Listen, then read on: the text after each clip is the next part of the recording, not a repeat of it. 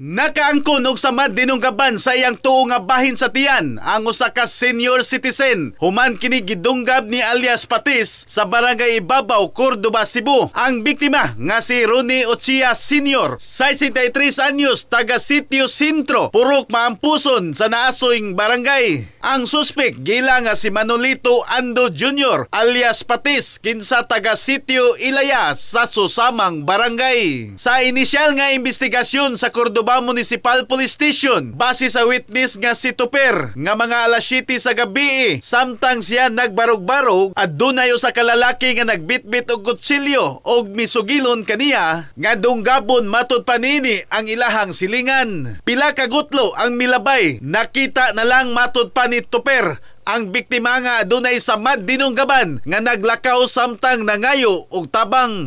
Nasikop sa manhunt operation ang suspek og kasamtangan na nga gibalhog sa silda sa Córdoba Municipal Police Station. Matod sa suspek nga nahimo niya ang krimen kay siya hubog og nadala sa emosyon.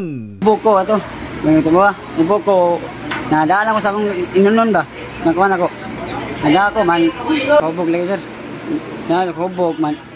Manhuman nadaan ako hubog. What tayo ko na ko tubod. Bagkuhan ako. Ito po, nadara ko ba?